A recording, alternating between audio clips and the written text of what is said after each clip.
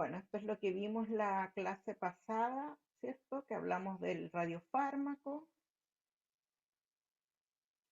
de los radionúclidos que eran de origen natural, pero los que utilizábamos en medicina nuclear eran generalmente de origen artificial. Vimos las características del isótopo radioactivo que es ideal para la utilidad clínica que nosotros vamos a dar en medicina nuclear, estas características, y vimos que el que se ajustaba mejor y era el que más utilizábamos en medicina nuclear era el tecnesio 99 metastable por las características que tenía. Vimos que habían otros isótopos también y que el radiofármaco, ¿no es cierto?, estaba eh, para tratamiento y para diagnóstico. En el diagnóstico utilizamos los equipos convencional que era SPEC y más actualizados, ¿no es cierto? No más actualizados, sino que ya otro tipo de tecnología que eran los PET, los isótopos radioactivos que se utilizaban. El video lo vieron. Sí, lo vi.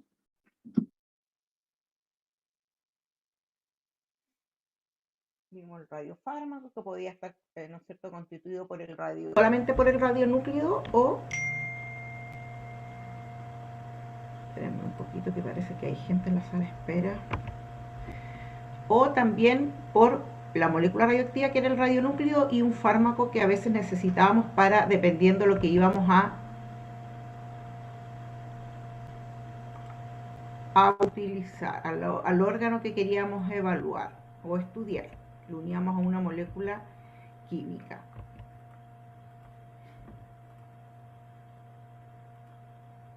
Vimos el generador. ¿Hay alguna duda respecto a esto que estuvimos viendo? ¿Estuvieron mirando? Les mandé lo que no quedó grabado, que fue la segunda parte. Ya me comuniqué con Reuna, ya está todo eso solucionado, pero se los mandé.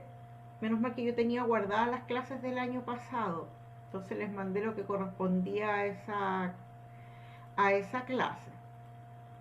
Vimos el decaimiento del molibdeno, que es el isótopo padre, ¿no es cierto?, que se encuentra en el generador, que en mayor porcentaje por beta negativo decae a tecnesio 99 metastable y en un menor porcentaje a tecnesio 99, que este no es totalmente estable. El tecnesio 99 metastable después decae, ¿no es cierto?, por transición isomérica, porque tiene el mismo Z, mismo número de protones y de neutrones, solamente que está en un nivel energético distinto, elimina radiación gamma y va a quedar convertido, ¿no es cierto?, en tecnesio 99, el cual finalmente va a decaer al elemento estable. Vimos que teníamos generadores de columna seca, en este caso viene con el kit de suero, perdón, del frasco al vacío y del suero fisiológico.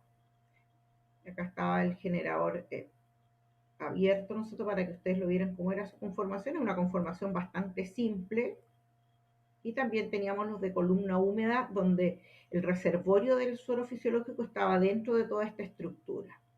¿Ya? Y esta es la diferencia de columna seca. Este va a tener dos aberturas, uno para el suero y otro para, ¿no es cierto?, para el frasco al vacío. En cambio, el de columna seca solamente se introduce, que es en este lado, el frasco al vacío.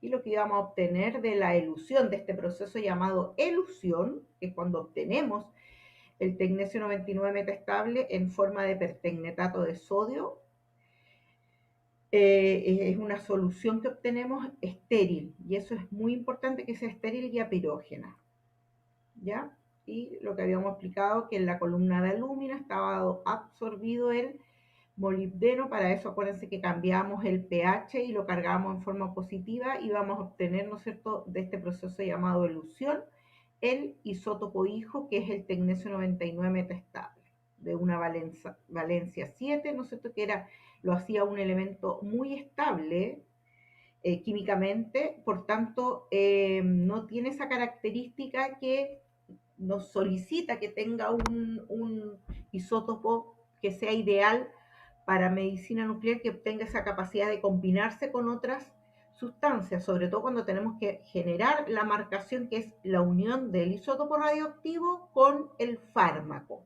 Entonces, para eso, muchos fármacos traían un agente reductor cuando era necesario, que era principalmente el cloruro estañoso. Bueno, y quedamos aquí. Una vez que nosotros está la producción, está listo el generador, generalmente se le tiene que, no generalmente, siempre se le debe realizar un control de calidad del radionúclido que se va a obtener, o sea, del isótopo hijo, del tecnesio 99. Entonces, donde fabrican estos generadores, ellos se encargan de realizar, ¿no es cierto?, y tomar muestras del producto que se va a obtener, del pertecnetato de sodio, y hacer un control de calidad. Nosotros en los servicios generalmente vemos todas las características organolépticas, color, si es físicamente es como debe venir, que es un líquido transparente, eso principalmente. No se hacen otros tipos de controles de calidad, sino que se hace en los lugares donde se genera la producción de los generadores. Acá en Chile las echen o muchas veces vienen de Argentina. Ya Argentina es un gran productor de estos generadores de molibdeno 99. Entonces, pero nosotros sí debemos tener claro cuáles son los controles de calidad a los cuales estuvo sometido este generador. Los generadores llegan a los servicios de medicina nuclear, ¿ya? Es en los servicios de medicina nuclear donde se realiza la elusión, que es la obtención del isótopo hijo, en este caso del tecnesio 99, en forma de pertecnetato de sodio, ¿ya? Entonces, es nosotros en la farmacéutica o donde producen estos generadores, donde hacen estos controles de calidad, pero sí nosotros tenemos que tener claro porque nos llega, ¿no es cierto?, con la ficha, con la hoja del control de calidad y va indicando todo el control de calidad que tuvo esa línea de producción de generadores y tenemos que tener claro a qué se refiere esos controles de calidad. Por eso, en forma breve, yo se los explico para que ustedes entiendan en qué consisten los controles de calidad. Un control de calidad que va a tener el generador es la pureza radionuclídica o radionuclea también la llaman algunos, pero radionuclídica, que en el fondo lo que nos está indicando es que la radioactividad total que se obtiene, que están detectando de la producción que tiene ese generador, está referida a la forma del radionúclido deseado, o sea, que la mayor cantidad de radioactividad que haya es del tecnesio 99 metestable, del pertecnetato de sodio, porque recuerden que también puede aparecer en el eluido algo de molibdeno. Siempre algo hay, pero debe ser un porcentaje muy bajo. Ya hay normas, ¿no sé, que se deben cumplir. ¿Por qué? Porque puede que se haya desprendido algo de molibdeno, pero si sobrepasa, son del más allá del 1% no es. Entonces, si sobrepasa eso es porque el generador, la producción de ese generador, como la estructura, tiene alguna falla, ¿ya? Tiene que ser principalmente del tecnesio 99 metestable la radioactividad que está recibiendo de ese fluido que se ha obtenido. Esa es lo que se refiere a la pureza radionuclídica. También tenemos la pureza química. Entre todos estos controles de calidad se parecen, ¿ya? Por eso yo se los trato de explicar así como bien brevemente y bien a qué se refiere cada uno principalmente. Y la pureza química lo que evalúa es el producto químico, no va en lo que es la actividad que se obtiene, sino que es el producto químico. Y va a ser el producto, ¿no es cierto?, entre el producto químico que se desea y no deseado en la preparación, como por ejemplo que aparezcan sesgos, ¿no es cierto?, de alúmina en el eluido, sino que solamente haya pertecnetato de sodio y muy poca alúmina, que también se puede haber desprendido en el momento de la elusión. Acuérdense que la columna donde va absorbido el molibdato, que en este caso el que va a contener el molibdeno 99, es de alúmina, ¿ya? Que se cambia el pH, la carga, para que el molibdeno quede bien firmemente, con un enlace muy firme unido a la lúmina. Entonces, de lo que se obtiene del eluido químicamente sea pertecnetato de sodio y no alúmina. Aunque insisto, siempre hay un margen que permite estos otros como desechos, por decirlo de alguna manera, pero que tienen que estar en un porcentaje muy, muy, muy bajo. Luego tenemos la pureza radioquímica, que en el fondo toda la actividad, la radioactividad que se va a obtener tiene que ser en la forma química deseada. Este es muy parecido, ¿no es cierto?, a la pureza radionuclídica, pero se refiere principalmente a la forma química del producto que se obtiene. Y luego también tenemos la pureza física. El eluido es como que estuviéramos mirando agua. Es líquido y transparente. Y es igual como debe nosotros, y esto nosotros sí, este control de calidad al momento de eluir, sí tenemos que fijarnos que el producto de nuestro eluido sea como que estuviéramos viendo agua, cristalina, transparente, líquida, ya sin que no se vea nada desprendido dentro, que no se vea algo medio turbio, sino que transparente, líquido, ¿no es cierto? Igual que agua.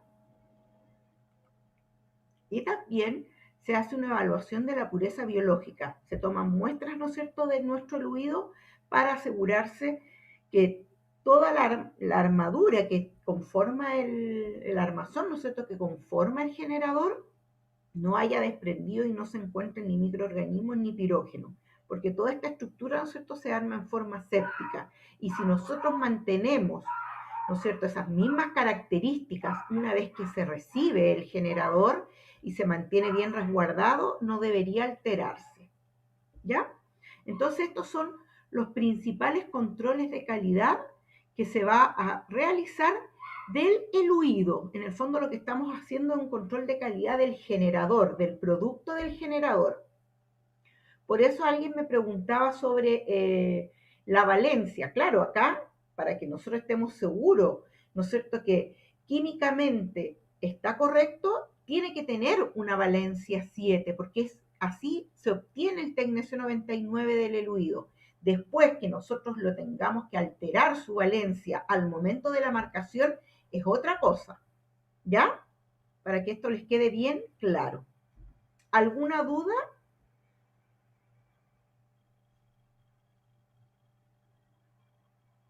Profe, yo tengo una duda, pero disculpa. Dígame. Es con respecto a cómo nombrar el producto. Por ejemplo, le he escuchado decir que pertectato Lo que de pasa es que sodio lo que y obtenemos del eluido es el pertecnetato de sodio. Eso es lo que obtenemos, pertecnetato de sí. sodio. Químicamente se llama pertecnetato de sodio, porque Ah, acuérdate ya. que para realizar la elusión se hace pasar suero, cloruro de sodio, por esta lámina de aluminio que contiene el molibdeno. Entonces, el producto que sale es el pertecnetato de sodio, y ese pertecnetato de sodio contiene el tecnesio 99 metestable.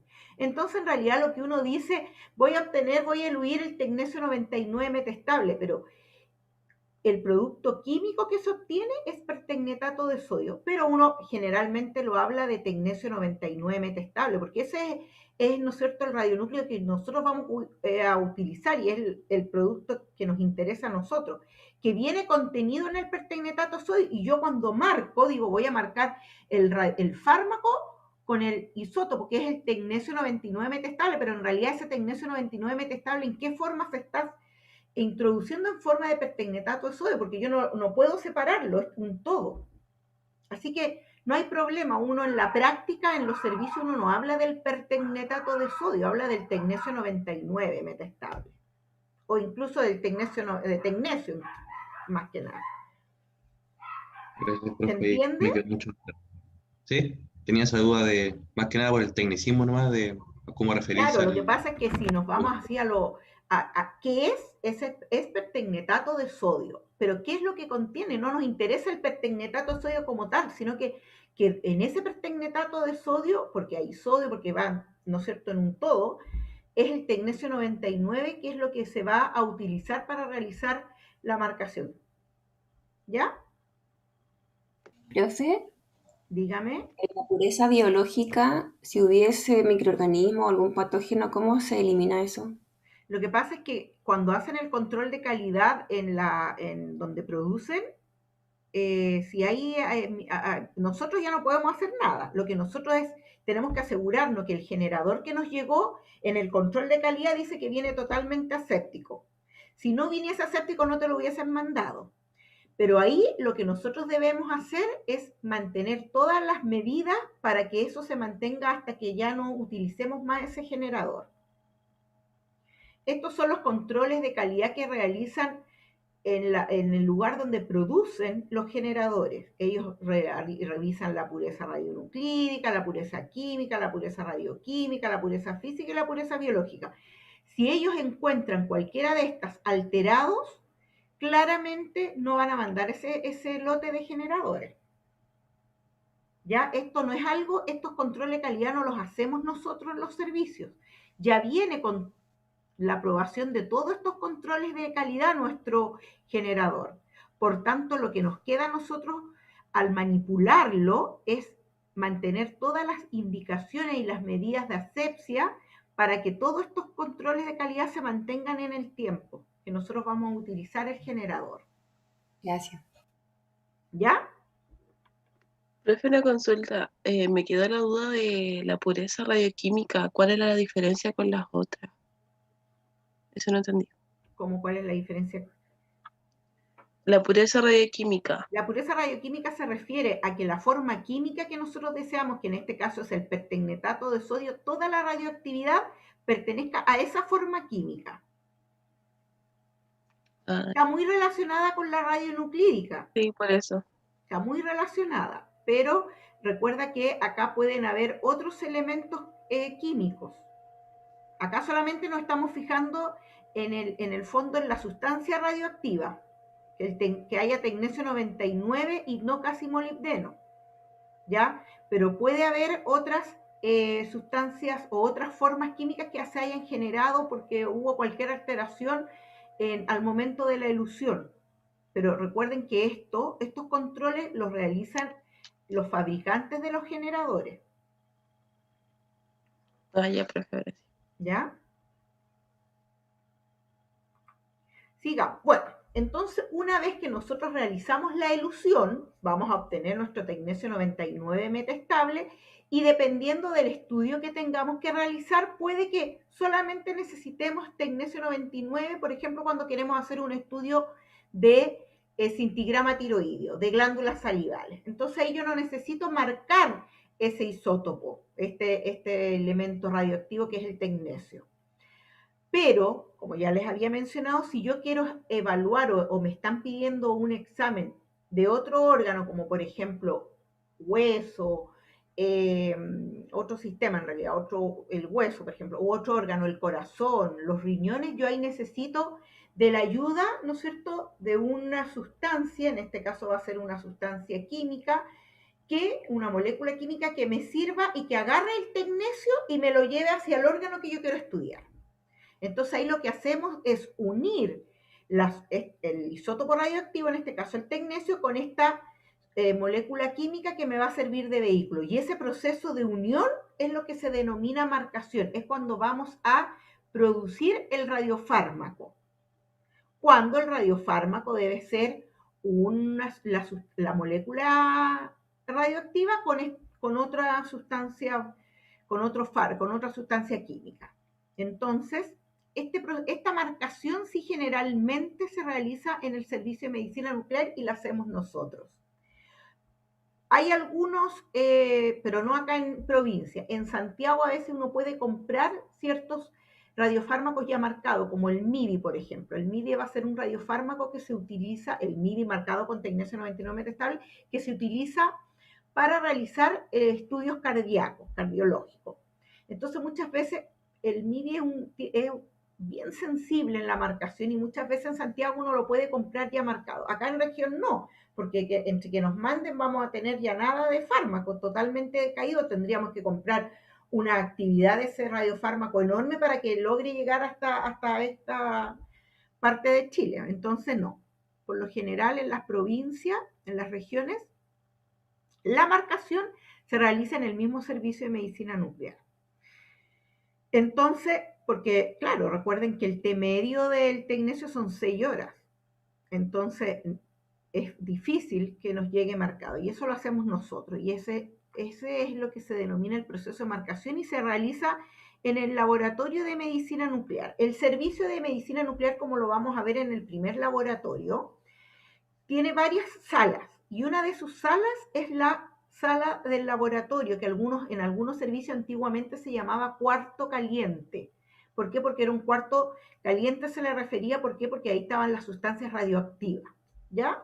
Pero el laboratorio de medicina nuclear, que está, esta estructura que ustedes ven acá, se denomina castillo y es todo con plomo, con bloques de plomo, con ladrillos de plomo. Este vidrio, que por donde está mirando, ¿no es cierto?, el colega ahí, es vidrio plomado para proteger el cristalino.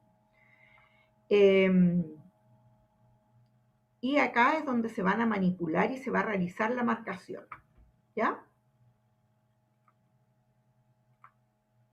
Entonces hay distintos métodos de marcación. Está el intercambio isotópico, ¿no es cierto? Está la síntesis química y bioquímica, y también existe la incorporación de un trazador. Y esta incorporación de un trazador es la que se utiliza en medicina nuclear, ¿ya?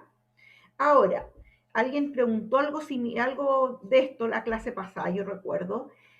¿Qué cantidad de radiofármaco yo voy a utilizar? Yo no digo voy a utilizar 1 ml, 2 ml del isótopo, no, sino que acá la cantidad está definida por la radiación del radionúcleo, en el fondo por la actividad, ¿no es cierto? Ya y dijimos nosotros que la unidad de medida eran Curie y sus derivados milicurie, microcurie. Por lo general, en medicina nuclear utilizamos el milicurie. Entonces, la cantidad, acá no existe cantidad del radiofármaco, sino que cuánta actividad necesito, tanto para la marcación como para la administración de la sustancia radioactiva en el paciente. Entonces, yo voy a determinar cuánta actividad de ese isótopo radioactivo del tecnesio 99 metestable debo marcar. ¿Y de qué va a depender? De la cantidad de pacientes que tenga que hacer con ese mismo fármaco y del estudio que tenga que hacer. Es adulto, es niño, entonces ahí se hace un cálculo, que también lo vamos a aprender en laboratorio, para determinar la actividad que yo voy a utilizar para marcar. Porque un frasco de un fármaco no solo sirve para un paciente, me puede servir para, no sé, por ejemplo, el MDP, que es el que más utilizamos, que es el fármaco que se utiliza para cintigrama óseo. Yo puedo utilizar ese fármaco, lo puedo marcar hasta con 200 milicurie y algunos hasta 400, si mal no recuerdo. Pero 200 por lo general, dependiendo de la farmacéutica, es lo que yo lo puedo marcar. Y si yo puedo marcar 200 milicurie y ocupo 20 a 25 milicurie por paciente, podría ser más o menos, calculando los decaimientos entre que inyecto a un paciente y otro, podría utilizarlo hasta como para 7, 8 pacientes, ¿ya? Entonces, claro, no voy a marcar siempre con 200 milicurie, porque si yo tengo 3 pacientes, ¿para qué voy a perder actividad del isótopo si solamente voy a utilizarlo en 3 pacientes? ¿Se entiende la idea? Sí, profe. ¿Chicos? Sí, profe. Ya, es que justo hay una bulla afuera acá en mi casa, alguien está... y no los escucho muy bien yo. ¿Ya? Entonces, esa es la idea. ¿Cuánto vamos a marcar? Va a depender de la cantidad de pacientes que tengamos que hacer en ese día, porque yo por lo general la marcación se realiza temprano en la mañana. Uno llega, en los servicios de medicina nuclear por lo general empiezan a funcionar entre 7 y media, 8 de la mañana, se turnan.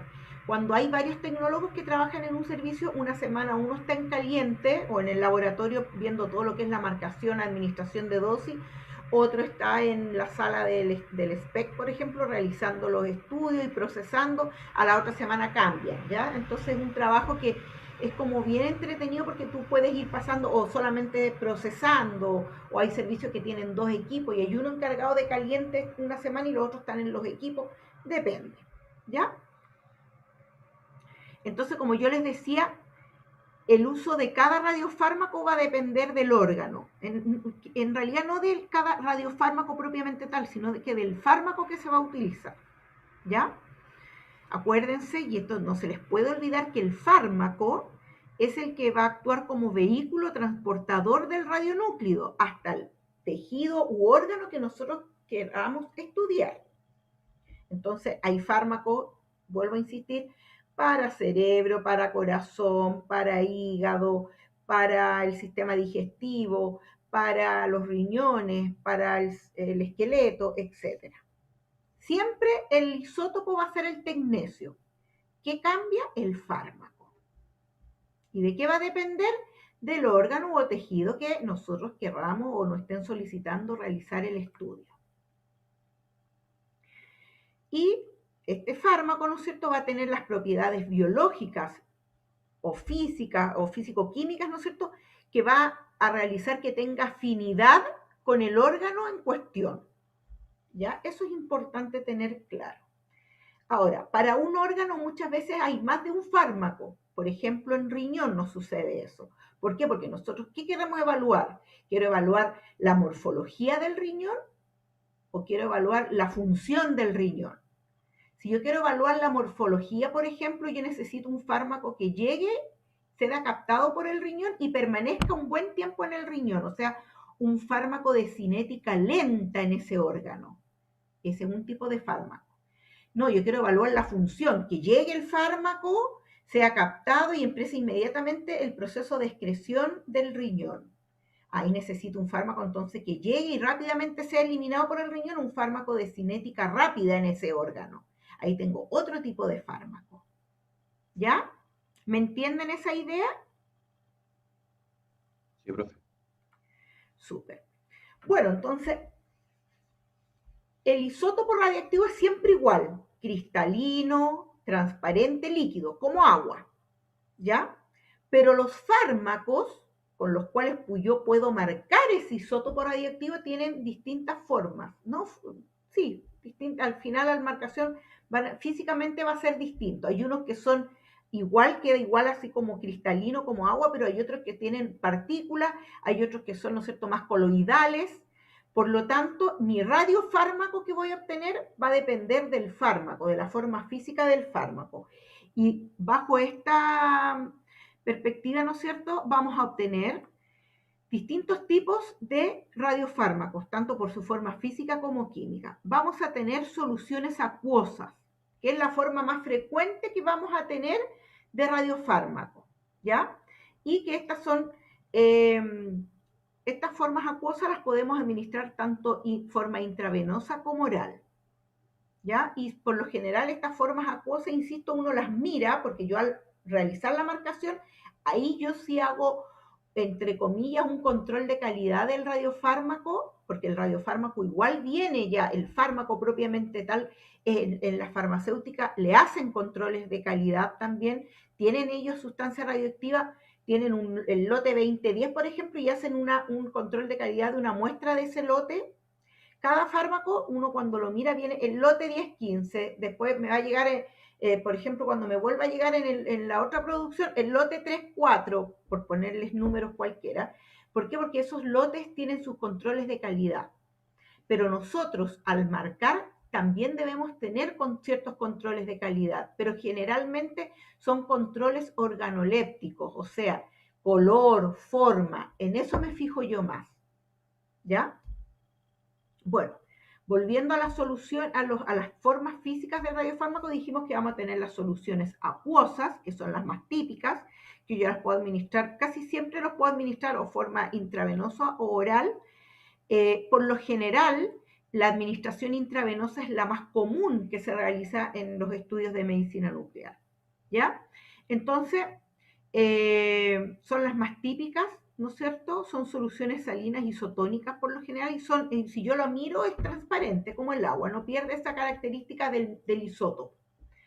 Por otra parte, tengo suspensiones coloidales, que es otra forma también frecuente, pero no tanto como las acuosas, y esta va a contener partículas, ¿no es cierto? Son partículas de esta sustancia que conforma el fármaco, que están dispersas, ¿no es cierto?, en esta solución que se va a conformar al momento de la marcación. Y estas también se pueden administrar en forma oral o intravenosa. Pero estas suspensiones coloidales, a diferencia de las acuosas que son transparentes, estas son un poco más viscosas, medias blanquecinas, ¿ya? Por las partículas que la conforman. También tenemos radiofármacos sólidos, y el principal ejemplo de y este se va a administrar vía oral, son las cápsulas, como las cápsulas que son, ¿no es cierto?, de gelatina, que en su interior contiene el remedio, ¿no es cierto? Por ejemplo, cuando tomamos los antibióticos, acá igual, es una cápsula de gelatina y que en el interior va a contener el isótopo radioactivo, y generalmente se utiliza en yodo. Antiguamente el yodo era líquido y ahí había bastante, ¿no es cierto?, complicación en el sentido porque el yodo radioactivo emite un gas, sobre todo el 131, y ahí necesitamos tener una campana especial de carbono activado en el lugar donde se manipulaba por este gas que emitía. Había, ¿no es cierto?, posibilidades, tiene una alta energía, acuérdense, son 364 keV el yodo, con un T medio de 8 días, o sea, que cayera un poco de yodo en el piso o en la misma zona del castillo donde se produce, ¿no es cierto?, toda esta manipulación, permanecía esa radiación por mucho tiempo. Entonces, las farmacéuticas, ¿no es cierto?, idearon esta forma de entregar el yodo en cápsula, sobre todo cuando se va a utilizar para tratamiento, porque ahí las dosis son más altas, ¿ya? También hay gases, que son gases por lo general que se conforman con oxígeno.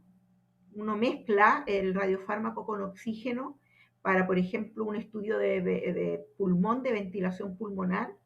Pero también ahora hay los aerosoles o pseudogases, ¿no es cierto?, que son pequeñas partículas que suspenden en un medio gaseoso y ya vienen listos, ¿no es cierto?, en un tanquecito plomado, y nosotros se la damos a inhalar. Tanto los gases como los aerosoles se administran por inhalación del paciente. ¿Ya? Y ahí cuando vayamos viendo, vamos a ver, yo creo, ventilación pulmonar, aunque ya no se utiliza mucho ese estudio, pero para que entiendan, ¿no es cierto?, cómo se realiza ese tipo de administración de estos gases o aerosoles. Bueno, y acá tenemos, ¿no es cierto?, las soluciones acuosas, que son así, igual que agua cristalina. Tenemos el macroagregado de albúmina, que es se fijan ustedes, no sé si ven acá por encimita, que se ve como medio, como puntitos blanquecinos, a diferencia de este otro que es totalmente cristalino. ¿Sí logran ver ahí pegadito al vidrio que se ve como blanquecino? Y profe, sí se ve. Ya, súper. Bueno, y acá tenemos las cápsulas, ¿no es cierto?, que son las sólidas, que dentro contiene el isótopo radioactivo, en este caso el yodo, que generalmente se puede administrar así, y se administra en forma oral, a diferencia de estas otras dos que se pueden administrar, ¿no es cierto?, ya sea en forma oral, pero principalmente en forma intravenosa. En realidad se administra por lo general en forma intravenosa. ¿Qué suspensión coloidal se administra oral? Por ejemplo, el sulfuro de coloide. No se preocupen por los nombres porque después los vamos a ir viendo detalladamente. El sulfuro de coloide, que es un radiofármaco, que es un radiofármaco coloidal marcado con tecnesio 99 metestable, y que se utiliza para estudios digestivos. Entonces, como vamos a estudiar el tracto digestivo, se da en forma oral. Ahora, cuando hablamos de radiofármacos con una utilidad diagnóstica, podemos encontrar dentro de esta utilidad diagnóstica que vamos a poder observar o evaluar varios parámetros de ese órgano o tejido. Primero vamos a poder visualizar la anatomía, ya sea del órgano o del sistema que estemos estudiando. Luego vamos a poder evaluar cómo es el comportamiento fisiológico a nivel de los tejidos de ese órgano, cómo está fisiológicamente comportándose ese órgano.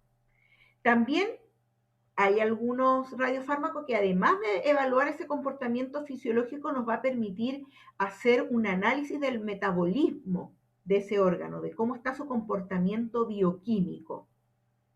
Y también en algunos casos vamos a poder determinar cuantitativamente los parámetros de ese fármaco, o sea, cómo es la cinética de ese fármaco, y evaluando la cinética de ese fármaco en ese órgano vamos a poder determinar el comportamiento y si ese órgano está normal o está alterado. Por ejemplo, como en el ejemplo que yo les indicaba del estudio de riñón, por ejemplo, cuando queremos evaluar el funcionamiento renal. Ahí vamos a hacer una cuantificación de ese fármaco en el órgano, lo que nos va a permitir llegar y concluir el órgano tiene un buen funcionamiento o no. ¿Ya? Y eso lo vamos a ir viendo, ¿no es cierto?, a medida que vayamos avanzando en los distintos protocolos, en los distintos procedimientos que se pueden ir realizando en medicina nuclear. ¿Ya? Pero esto es todo lo que vamos a poder. Con algunos isótopos, con algunos radiofármacos podemos evaluar todo. Con otros podemos evaluar solamente, por ejemplo, anatomía y cuantificar. En otros podemos evaluar solamente su comportamiento fisiológico. Pero insisto, en muchos podemos evaluar todo. ¿Ya?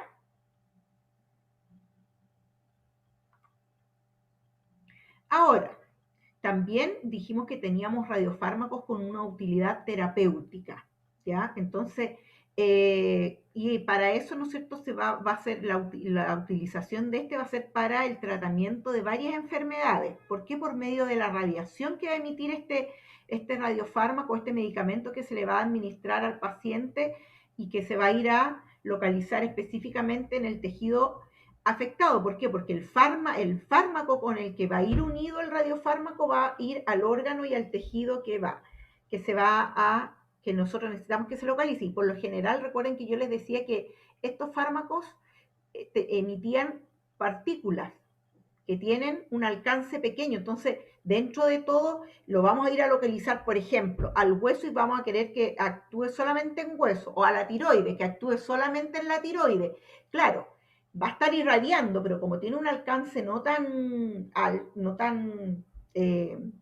extenso, por ejemplo, las partículas beta, va a emitir, ¿no es cierto?, una radiación que va a afectar principalmente al tejido tiroideo adyacente, nomás, y no a los otros órganos. Claro, ¿por qué el paciente tiene que estar? Es por la cantidad y por la energía, por eso igual queda aislado, ¿ya? Pero principalmente la mayor afección que va a tener o la mayor radiación se va a localizar ahí, en la zona cercana donde donde quedó el radiofármaco. Ahora, este radiofármaco que vamos a administrar al paciente, principalmente cuando lo utilizamos para diagnóstico, se tiene que localizar en los órganos. Nosotros lo administramos, pero después tiene que llegar al riñón, o tiene que llegar al cerebro, tiene que llegar al corazón y localizarse. Y las características químicas de este radiofármaco nos va a permitir que hay distintos mecanismos de localización. ¿Ya? La farmacocinética de ese radiofármaco va a permitir que pueda existir una localización por difusión simple, por difusión facilitada, por transporte activo, por bloqueo capilar, por secuestro celular, por fagocitosis, por absorción, etc. ¿Ya? Y los vamos a ir viendo los principales mecanismos de localización que nosotros podemos encontrar una vez que administramos este radiofármaco al paciente. Recuerden que el radiofármaco puede ser solamente la sustancia radioactiva, o puede ser la sustancia radioactiva unida con un fármaco, pero en general se denomina radiofármaco. ¿Estamos claros en eso? Sí, profe. Bueno, entonces estos mecanismos de localización lo que van a hacer es que nos van a describir las vías por las cuales los radiofármacos se van a ir a localizar, se van a ir a concentrar a una región específica de nuestro organismo. Se va a ir a localizar al riñón, se va a ir a localizar al corazón, se va a ir a localizar a la médula, incluso a la vejiga, a los riñones, etcétera. El primer mecanismo que vamos a ver se denomina bloqueo capilar. ¿ya? Si ustedes se fijan, chicos, para que vayan teniendo todo el contenido de la materia, yo les he ido como poniendo las ideas bien principales en el PPT, ¿ya? Para que no pierdan tanta información y pongan más atención, más que lo que tengan que estar anotando. Entonces, lo que yo les recomiendo, los que puedan, impriman, como yo les mando antes la clase, impriman esto y luego sobre su material impreso van anotando las ideas o complementando con algo más que yo les pueda ir diciendo que ustedes quieran complementarlo. Creo que eso es una buena forma. Ahora, el que no puede imprimirlo, no importa, va tomando apunte y va viendo ya lo que va a tener en su material después para estudiar y puede ir tomando los otros apuntes. La idea es que lo que a mí me interesa es que estén atentos, más que escribiendo tanto. Entonces, este primer mecanismo es el mecanismo de bloqueo capilar. ¿En qué consiste este mecanismo de bloqueo capilar? En realidad lo que hacemos, vamos a administrar una sustancia y esta sustancia va a ser una sustancia un radiofármaco que está conformado por partículas y por partículas de gran tamaño. Entonces yo al administrar este radiofármaco, lo que voy a producir en el paciente va a ser una microembolización, dependiendo, ¿no es cierto?, del territorio que se quiera evaluar.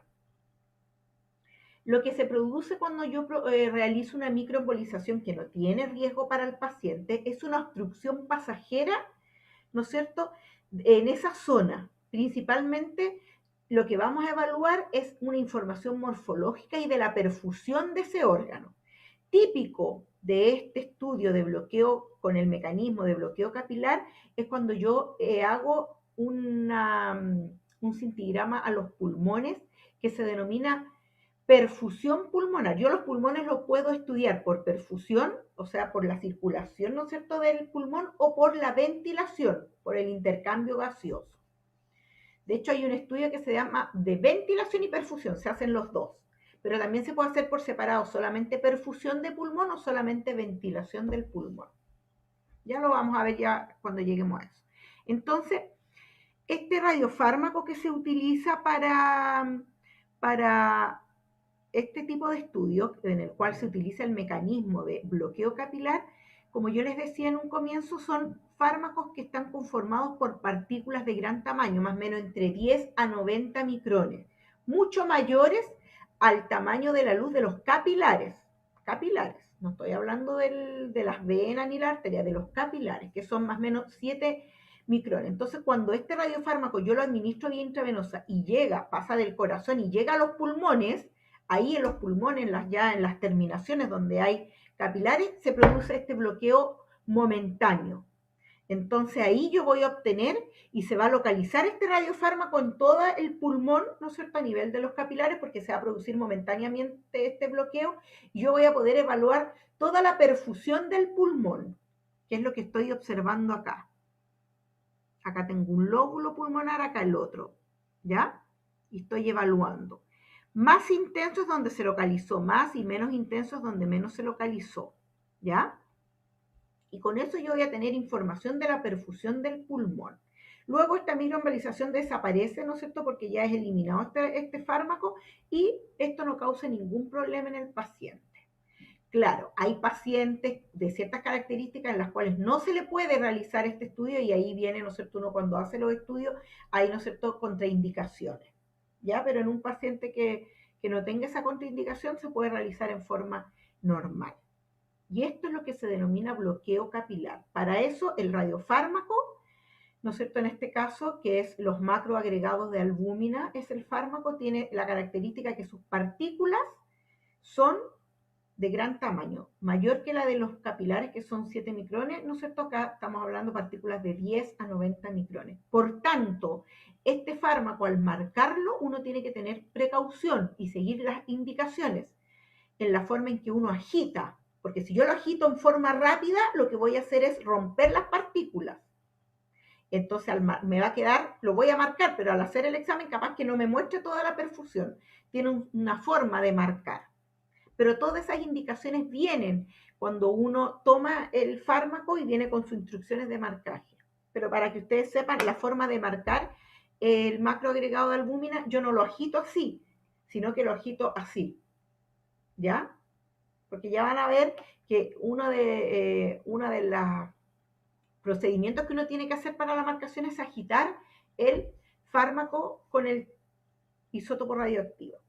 Por lo general dice, agítelo en forma vigorosa, después agítelo en forma pausada y tú vas agitando así, por ejemplo, cuando es con partículas para no romper estas partículas. ¿Ya, chicos? Otro mecanismo de localización es la fagocitosis, ¿ya? También acá son fármacos de suspensiones coloidales, o sea, que contienen partículas, pero partículas menores a las que vimos en el bloqueo capilar. Son menores a una micra, ¿ya? Y estas partículas, nosotros administrarlas vía intravenosa, que se administran estos fármacos que se localizan vía fagocitosis, van a viajar por el torrente sanguíneo, van a viajar y se van a ir a localizar a las células fagocitarias del sistema retículo endotelial, ¿ya? Así, uno la administra y van a viajar por el torrente sanguíneo y van a ser captadas por estas células fagocitarias. Ahora, van a existir muchos órganos que podrían captar este tipo de radiofármacos, pero ¿de qué va a depender? Del tamaño de la partícula. Siempre partículas menores a una micra, pero cuando son estas partículas menores a una micra, además se subdividen en pequeñas, en medianas y en grandes. Cuando el fármaco que se utiliza, cuando queremos estudiar médula ósea, ese fármaco está hecho, ¿no es cierto?, con las partículas pequeñas. Entonces, cuando yo administro ese radiofármaco, las células del retículo endotelial de la médula ósea son las que los van a captar. Si son medianas, esas partículas son las células del hígado. Y si son grandes, ya cercanas a la micra, el vaso. ¿Ya? Entonces también acá, en la marcación de este tipo de radiofármacos es importante seguir las reglas para no cambiar el tamaño de estas partículas. ¿Ya? Y va a depender, ¿no es cierto?, si la partícula es de las más pequeñas, de la mediana o de la grande, ya cercana a una micra, en el órgano que se va a ir a localizar y que es el que nosotros vamos a estudiar. Después tenemos otro mecanismo de localización que es el secuestro capilar, ¿ya? Y que por lo generalmente se utiliza cuando estudiamos el vaso, ¿ya? El vaso es un órgano, ¿no es cierto?, que es encargado, que extrae de la circulación todos aquellos hematíes que están destruidos, envejecidos. Y de esto se aferra este mecanismo de localización, en esto se basa. Entonces, ¿qué se hace acá? Lo que se le va a administrar al paciente se le saca al paciente sangre, se le extraen hematíes, estos hematíes los alteramos, yo los marco, se alteran y esta alteración se puede producir, por ejemplo, por un proceso físico, generar calor en los hematíes que nosotros vamos a extraer al paciente o administrarle alguna sustancia química que traiga el fármaco y así lo que voy a hacer, ¿no es cierto?, es alterarlo, luego se le administra nuevamente al paciente y como van a estar alterados se van a ir a localizar, ¿no es cierto?, al vaso y voy a obtener imágenes del vaso. ¿Ya? Una buena imagen esplénica del vaso. Ahora, cuando yo realizo esto, solamente el vaso, no el hígado. ¿Ya? Y eso se llama secuestro capilar. ¿Por qué? Porque atrapa, como están alterados estos mecanismos, estos hematíes, y yo los marqué, ¿no es cierto? Los alteré y los marqué. Entonces van dañados estos hematíes y ¿quién los va a ir a captar? El vaso, porque el vaso lo que va a hacer es extraerlos para desecharlos. Entonces, en base a eso, nosotros nos aprovechamos un poco en este estudio de eso y se realiza esta forma de examen para evaluar el vaso. ¿Les quedó claro el secuestro capilar? Sí, profe. Ya. Otro mecanismo de transporte es el transporte activo. Entonces, ¿cuándo se va a producir una localización por transporte radioactivo, esta localización es aquella en que los radiofármacos que se incorporan, ¿no es cierto?, al paciente, se incorporan al proceso metabólico, ¿ya? Específico de un órgano. O sea, yo voy a administrar este radiofármaco, por ejemplo, el yodo. El yodo es parte, forma parte de la organización que se produce en la tiroide para la fabricación de las hormonas tiroideas. Entonces, yo necesito yodo en la tiroide. La tiroide necesita yodo para formar, para producir las hormonas tiroideas. Entonces, yo administro un yodo radioactivo y este yodo va a ser captado por la tiroide porque lo necesita para su proceso metabólico. Se está incorporando en el proceso metabólico, ¿ya? Entonces, se produce un flujo de este radiofármaco a través de una membrana permeable en contra de la gradiente de concentración, porque lo necesita el órgano, las células de ese órgano lo necesitan, entonces van en contra de la gradiente de concentración y lo van a organificar dentro de su estructura. Entonces, al organificarlo, en este caso, por ejemplo, si les doy el ejemplo de la tiroide, ¿qué información me va a entregar de la tiroide? La morfología y cómo funciona también esta. ¿Ya? Entonces, nos entrega toda esa información, tanto morfológica como funcional del órgano. Mira, ahí justo el yodo radioactivo, ¿no es cierto?, que se va a absorber para la síntesis, para la producción de las hormonas. Ahora, el tecnesio, cuando yo lo administro al paciente, solamente el tecnesio, en forma de pertecnetato, ¿no es cierto?, porque es el pertecnetato, pero en el fondo, ¿qué es el tecnesio? Por ejemplo, su biodistribución se va a localizar en glándulas salivales, porque también forma parte en los plexos coloídeos, en la mucosa gástrica, pero también se localiza en las glándulas tiroideas, pero no se organifica, o sea, no me va a mostrar una información morfológica, una metabólica de este órgano, sino que solamente morfológica. ¿Por qué? Porque no forma parte del metabolismo de la glándula, pero sí, al igual que el yodo, va a ser captado por la glándula tiroidea, pero solamente me va a dar información morfológica de la forma, del tamaño de la glándula tiroidea, pero no del metabolismo de la tiroides, como me lo va a entregar el yodo. ¿Ya? ¿Dónde sí es captado? Donde yo les dije, en glándulas salivales, mucosa gástrica. ¿Ya? Ahí sí es captado por transporte activo. Pero en la tiroide, a pesar de que se va a incorporar, no me muestra información metabólica.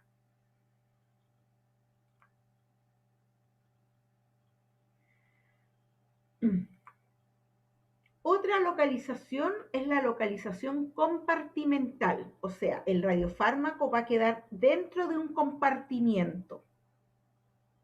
De lo que yo les hablé anteriormente, que les mencioné, ¿en qué estudio ustedes creen que se utiliza este tipo de localización? Localización compartimental.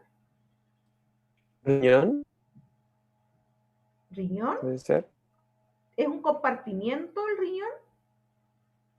¿Donde queda dentro el fármaco? En vísceras huecas. ¿Ah? En vísceras huecas, ¿puede ser? Ya, entonces cuando estuvimos viendo los tipos de radiofármacos, según su forma física, yo algo les hablé ahí. ¿Cuál se administraba vía oral? El yodo, 131. Ya, pero el yodo ese es para vía oral, generalmente para tratamiento. ¿Cuál otro se administraba vía oral cuando estudiamos qué sistema? El digestivo. El sistema digestivo. El digestivo. ¿Se acuerdan que yo les dije cuál era el fármaco? ¿Lo recuerdan más o menos? El MIDP, algo así. No, el MDP es para óseo. No, el MIDI. El MIDI para corazón. Entonces no sé. Uno que era coloidal, el sulfuro de coloide. ¿Se acuerdan que les dije? Este es para digestivo. El sulfuro de coloide se da vía oral y se va a ir a localizar a todos, ya sea, se puede hacer estudio de esófago, de estómago, incluso de los intestinos, ¿ya? Entonces, ahí es. ¿Y qué característica debe tener este fármaco, este radiofármaco que es de localización compartimental, que queda localizado en ese compartimiento y no es absorbido por las membranas, por la mucosa que conforman el revestimiento de ese compartimiento? ¿Ya? Entonces, como el sistema circulatorio, el sistema cefalorraquídeo, el tracto intestinal, principalmente en los estudios de tracto intestinal se ve, ¿ya? Porque es principalmente los estudios que se hacen. Entonces, el radiofármaco se va a introducir en este compartimiento, pero lo que yo les mencionaba es que no puede haber una difusión, no puede difundirse el radiofármaco hacia la membrana o de la membrana hacia afuera del órgano, ¿ya? ¿Por qué? Porque así yo puedo estudiar los límites, los parámetros de ese compartimiento que quiero evaluar, que en este caso sería el sistema digestivo, el tracto digestivo. Puedo hacer estudios de esófago, puedo hacer estudios de reflujo, puedo hacer estudios de propiamente tal del movimiento del alimento del estómago hacia los intestinos, que se llama ese estudio vaciamiento gástrico, o también dentro del movimiento dentro de los intestinos. ¿Ya? ¿De qué va a depender? De los tiempos, como yo vaya haciendo. Con ese mismo fármaco puedo hacer todos esos estudios, pero ¿cómo hago el estudio cómo diferencio? Por los tiempos en que yo voy a hacer la adquisición. Va a ser un estudio muy rápido, por ejemplo, cuando quiero estudiar esófago, porque acuérdense que la motilidad esofágica es que 15 segundos. Muy distinto si yo quiero estudiar el estómago, voy a tener que esperar a que el fármaco quede en el estómago, ya, eso. Ya que lo vamos a ir viendo cuando vayamos viendo los estudios de sistema digestivo. Ahora, yo siempre digo esto, tenemos el mecanismo de difusión simple. Y en el fondo, los que empezaron a evaluar estos estudios de localización, ¿no es cierto?, a evaluar cómo se localizaban los radiofármacos, yo creo que llegaron a un momento que dijeron, ya, llegamos hasta acá, y difusión simple va a ser todo, va a incluir a todos los mecanismos de localización que ocurren por procesos pasivos, donde no hay gasto energético, pero que no estén, que no se vean limitados por esta barrera orgánica. Todos los mecanismos, entonces, donde hay un proceso pasivo y que no hay limitación por las distintas barreras de los órganos, se va a denominar difusión simple. ¿Ya? Entonces lo que se va a producir acá es que se va a producir un flujo del radiofármaco a través de la membrana, de una membrana permeable que vaya a pasar desde el medio hacia el órgano, donde se va a encontrar en mayor concentración. O sea, como es un proceso pasivo, no hay gasto de energía, tiene que concentrarse el órgano fuera de esta membrana y pasar a este otro medio de menor concentración que va a ser el órgano que yo quiero estudiar. ¿Ya? Por eso es pasivo, no hay gasto energético.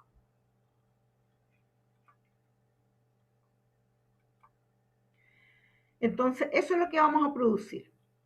Yo tengo un transporte pasivo y un transporte activo es al revés, de un lado, ¿no es cierto?, de una concentración menor a una de mayor concentración. Y ahí sí hay gasto energético, por eso es transporte activo. Esto es de biología, fisiología, pero como para que lo recordaran. Se los menciono. Hay otro mecanismo que se llama adsorción. Y no es es ad con D, está bien, adsorción. Y la absorción se produce principalmente cuando yo administro el MDP, se produce en el tejido óseo. Este radiofármaco va a llegar al tejido óseo y va a ser fijado en la superficie, ¿no es cierto?, del tejido óseo mediante enlaces electroquímicos en la superficie de este componente orgánico del hueso, mediante enlaces electroquímicos. Principalmente se va a localizar en los cristales de hidroxiapatita del hueso. ¿Ya? Ahí es donde principalmente se localiza. Y ya lo vamos a ver con mayor detalle cuando veamos sistema óseo. ¿Ya? Pero este mecanismo de absorción es el típico mecanismo de localización del metilendifosfonato, que es el MDP, que es el fármaco o radiofármaco, el MDP marcado con tecnesio 99 metestable, que se utiliza para el estudio del sistema esquelético, del óseo. y es el estudio que más se realiza, yo diría en un 80%, no sé, si en un día yo tengo 15 pacientes en un servicio de medicina nuclear, es que les aseguro que 12 deben ser óseos, ya por la gran utilidad que tiene este estudio. Entonces este es el mecanismo de absorción. ¿Cómo se fija? Por enlace electroquímico en la superficie del componente orgánico de los huesos. Principalmente se localizan los cristales de hidroxiapatita, que son cristales que conforman, ¿no es cierto?, el tejido óseo. ¿Ya? Y ese es el mecanismo. Acá viene el MDP, acá tenemos el hueso y se queda fijado aquí, en la superficie del hueso. Y va a estar emitiendo radiación y por eso nosotros podemos ver todo el esqueleto, podemos observarlo en los estudios de scintigrama óseo. Ya, chicos, eso es lo que vimos y terminamos de ver esta semana. ¿Alguna duda? Profe, yo me Diga. quedó una duda con la difusión simple. ¿Con qué, perdón? Con la difusión simple, ¿Ya? en el sentido de que a lo que usted se refiere, que incluye a todos los mecanismos de localización, quiere decir que todos los mecanismos que vimos anteriormente pueden pasar por difusión simple. ¿A eso se refiere? No. O sea, todos los mecanismos de localización que no fueron nombrados anteriormente, pero que Ya caben en esta categoría. pasivo, a través de un proceso pasivo, se localiza en el órgano. Ya, perfecto. Gracias. Profe, Dígame. la diapo de difusión simple, la última frase decía, luego puede sufrir alteraciones que impiden una nueva difusión. ¿Eso se refiere Claro, al lo que pasa es tejido que una o al vez que es teléfono? captado, a veces se puede alterar y va a producir una nueva difusión, pero posterior a la realización del examen. Va a Pero eso pasar, ¿no es inhabilita- cierto?, por difusión simple, va a quedar en el órgano, pero después, ¿no es cierto?, puede salir al revés, de la mayor concentración a la menor, pero es para la eliminación. Ya, gracias.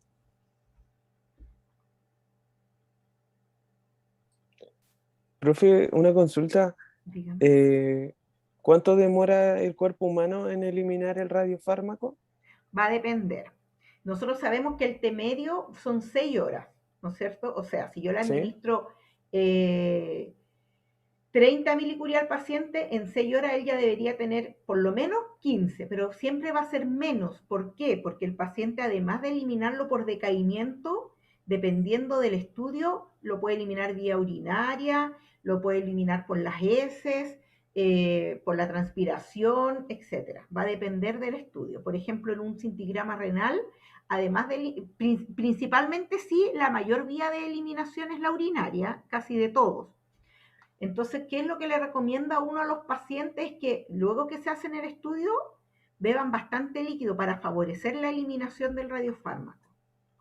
Un estudio renal, además de esa eliminación por decaimiento, que a las 6 horas, si yo le administro al paciente 15 milicurie, obligadamente a las 6 horas debería tener 7, y si yo midiera a ese paciente va a tener mucho menos, porque además él lo está eliminando vía urinaria. Pero uno siempre le da como margen al paciente, manténgase alejado desde este momento hasta 6 horas. Pero además le da la indicación, tome bastante líquido y vaya orinando para favorecer la eliminación del radiofármaco. Ok. Entonces se podría decir que todos los radiofármacos sirven para estudiar el riñón, ya que por ahí se van a eliminar, o la No. actividad va a ser insuficiente como para formar una imagen. No, porque tiene que tener, una cosa es, por ejemplo, el MDP, no todos, pero la gran mayoría, el MDP se elimina vía urinaria. Pero no me sirve. Claro, si yo hago un estudio, yo voy a ver la silueta del riñón, pero no es el fármaco específico que se va a localizar y que va a tener afinidad con el riñón. Ya. Yo puedo ver silueta, de hecho lo vamos a ver cuando dentro de las características de un scintigrama óseo es observarlas, pero la silueta renal. Pero no me va a dar la información para yo poder hacer una evaluación del riñón. Ok. De hecho, Profe, cuando hay alguna pregunta. alteración, por ejemplo, del riñón, a veces queda focalizado un poco de radiofármaco en el riñón y ahí el médico sugiere que además se evalúe el riñón del paciente, porque no debería estar focalizado, sino que solamente verse silueta, pero no le permite al médico decir, acá este paciente tiene una estenosis o tiene... No, porque no es Ah, el ya. fin el fármaco para localizarse precisamente, no, sino que es parte de su vía de eliminación. Por eso lo que vemos es la actividad más que nada, la actividad que pasó por el riñón. Ok. Profe, y otra pregunta. Un ejemplo, si administráramos yodo 131 para el tratamiento de cáncer tiroideo, ¿Ya? ¿cómo lo hacen para que el radiofármaco, cuando se aloje en la glándula tiroides, recién empiece a emitir la radiación y empiece a eliminar células cancerígenas? Lo que pasa es que cuando tú... ¿Cómo lo hacen para que en el trayecto no afecte a los otros órganos? No, porque va a ir eliminando, po. Pero acuérdate que Ah, el ya. procedimiento es el paciente va a tragar la cápsula y ya va a estar eliminando, por eso el paciente queda aislado. Lo que pasa es que rápidamente se va a ir y se va a localizar en la tiroides. Pero va a estar, si no es que cuando llegue al órgano recién empiece a emitir radiación, no, desde el momento que tú Ah, ya, ya. administras al paciente, ya el paciente está emitiendo radiación. Perfecto. Ya, Lo que pasa entonces es que eso no se puede principalmente hacer. se va a ir a localizar ahí después. Igual va a irradiar, pero después se va a localizar ahí. Ahí va ¿Y a quedar eso fijo. sería en cosa de segundos? ¿Llega a la glándula tiroides? No tanto segundo, no, yo no diría tan así como en cosas de segundo. Pero yo diría que se demora por lo menos como, por ejemplo, cuando yo hago cintigrama, porque también el yodo, se puede hacer cintigrama de yodo, ya vamos a ver cuándo es recomendado hacer el cintigrama de tiroide con yodo, se hace el control a las 24 horas para observar bien la tiroide. Mm, No es que ya, no o va a sea, irradiar nada, irradia, pero una vez que ya se localiza ahí, lo que más va a irradiar es esa zona. ¿Te fijas? Pero igual el paciente se está irradiando completo. ok. Acá esto no es, tienen que pensar que al administrar una sustancia radioactiva no es que ya cuando llegues al hueso recién empiezas a irradiar, no, desde el momento que tú administras la sustancia ya el paciente está emitiendo radiación.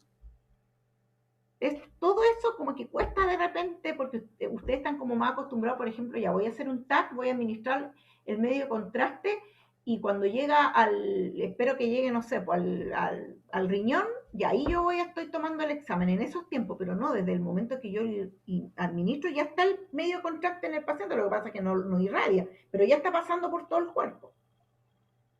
¿Te fijas? Es lo mismo acá. Sí, profe.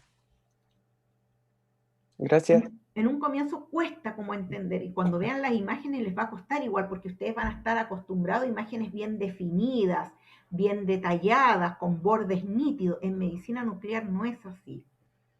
Es otro tipo de imagen. Entonces, pero quédense tranquilos porque yo les doy el tiempo suficiente para que logren entender eso. Porque ustedes en una radiografía, en un TAC, ¿qué es lo que necesitan? Definición, delimitación, bordes definidos, nítidos, contraste, el mejor contraste. Acá en medicina nuclear es otra manera de evaluar los estudios. Pero lo vamos a ir aprendiendo, así que tranquilos.